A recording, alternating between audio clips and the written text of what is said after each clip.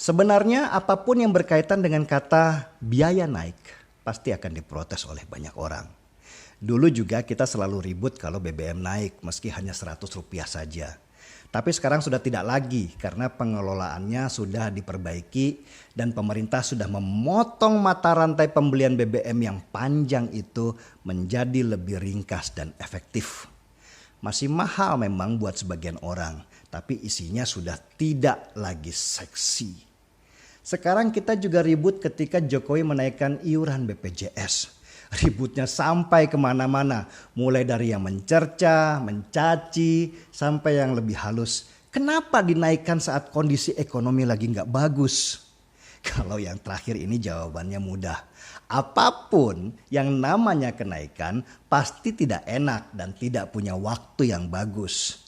Nanti kalau dinaikkan sesudah corona ada lagi keluhannya. Sebenarnya kalau kita mau mendengar keluhan pemerintah, kita pasti ngeri mendengar kalau BPJS masih berhutang ke banyak rumah sakit sebesar 14 triliun rupiah. Bulan Mei ini saja pemerintah harus bayar hutang jatuh tempo sebesar 5 triliun rupiah ke banyak rumah sakit. Gimana sih hitung-hitungannya sampai BPJS merugi gitu? Kita coba lihat ya hitungan BPJS di pertengahan tahun 2019 lalu biar kita bisa dapat sedikit gambaran.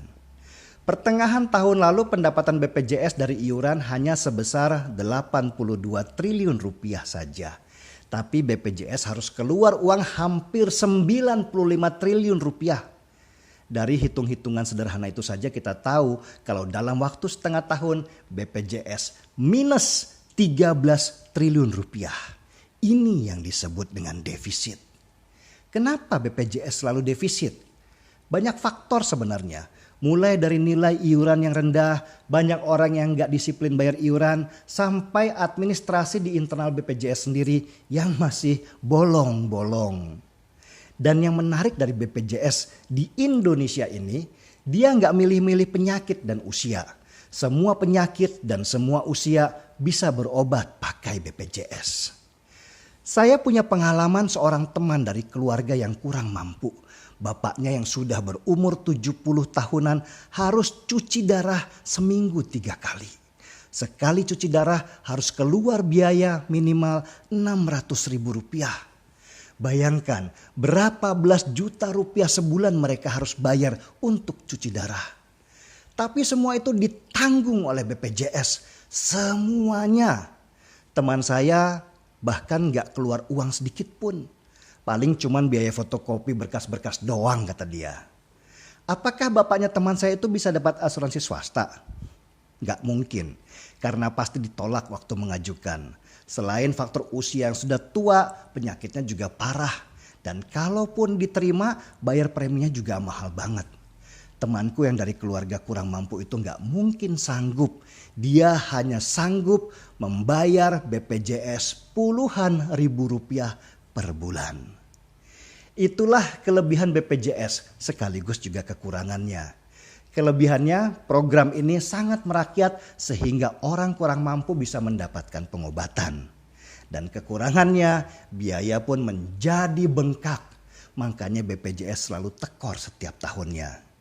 BPJS ini seperti sinterklas untuk orang yang tidak mampu.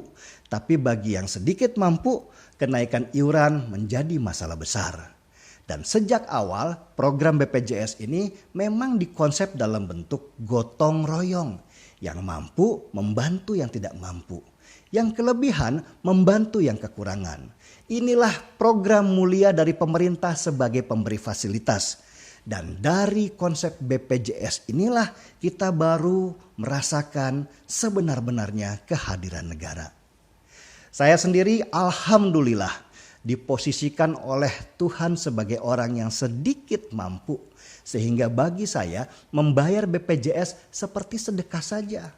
Dan saya selalu berdoa supaya tidak diberikan kesempatan menggunakan BPJS. Karena bagi saya kesehatan itu sangat mahal harganya. Jangankan dibandingkan iuran per bulan. Bahkan seluruh harta saya tidak akan sanggup membayar kesehatan yang saya punya. Ketika mendengar cerita teman saya yang bapaknya cuci darah dan ditanggung oleh BPJS, di mana saya punya andil membantu dia dengan selalu membayar tepat waktu, saya pun lalu bersyukur. Saya lebih sanggup membayar iuran gotong royong ini daripada berada pada posisi seperti bapak teman saya itu. Inilah seharusnya pola pikir yang harus kita pelihara dalam membayar iuran BPJS setiap bulan. Karena kalau kita tidak punya pola pikir seperti ini, maka iuran itu pasti akan jadi beban. Tetapi bukan berarti juga pemerintah hanya punya solusi menaikkan iuran. Lama-lama kalau semakin besar iuran, kita juga nggak akan sanggup bayar. Kalau kita tidak sanggup bayar, yang susah ya orang yang sakit dan tidak mampu yang harus kita tolong itu. Menurut KPK, permasalahan defisit BPJS bukan selalu masalah iuran yang kurang. Tapi ada faktor-faktor lain, semisal banyak rumah sakit yang nakal yang memainkan biaya kesehatan. Di sini seharusnya pemerintah harus lebih cerdik dan kreatif sehingga tidak selalu solusinya adalah menaikkan iuran. Selain itu menurut KPK, BPJS juga harus membatasi diri dalam memberikan bantuan. Penyakit karena gaya hidup seperti jantung dan diabetes seharusnya dibatasi pembiayaannya. Jadi BPJS tidak selalu defisit.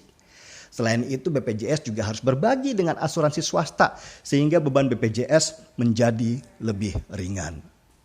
Saya tidak mempermasalahkan Jokowi menaikkan iuran BPJS yang naik sampai 100% itu. Toh yang kelas 3 masih disubsidi pemerintah sampai 3 triliun rupiah. Jadi bagi masyarakat kurang mampu, mereka masih tertolong. Tapi mbok ya pemerintah lebih kreatif lah. Masa solusinya cuma naik doang? Nggak ada cara-cara lain yang bisa dilakukan supaya yang mampu bisa bayar dan yang tidak mampu bisa terbantu. Kalau manajemen sekarang nggak bisa, ya dirombak saja habis perkara. Atau gini aja deh Pak D. Jokowi. Bagaimana kalau Ahok saja yang jadi direktur BPJS?